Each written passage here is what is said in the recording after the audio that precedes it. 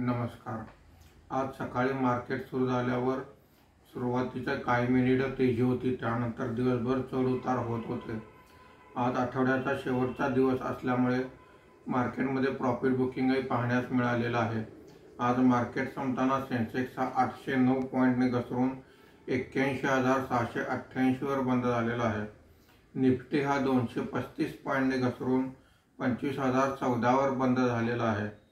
आजच्या कामकाजामध्ये BSE IT index 0.41% वर आहे।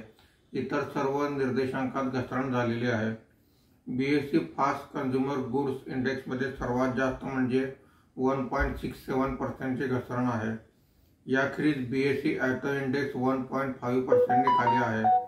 BSE mid cap index 0.94%, BSE small cap index 0.80% खाली आहेत। आजच्या कामकाजामध्ये निफ्टीमध्ये वाढलेले मुख्य शेअर्स पुढील प्रमाणे आहेत। Infosys 1.31%, ONGC 1.10%, HDFC life insurance 0.93%, Tech Mahindra 0.77% अशी वाढ आहे। आज निफ्टीमध्ये घसरलेले मुख्य शेअर्स पुढील प्रमाणे आहेत।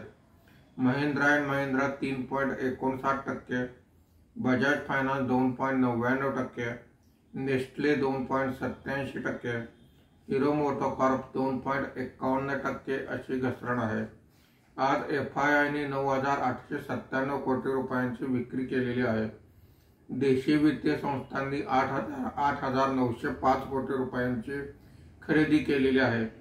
शनिवार आणि रविवार शेअर मार्केटला सुट्टी आहे, त्यामुळे सोमवारी आपण पुन्हा भेटूया। धन्यवाद।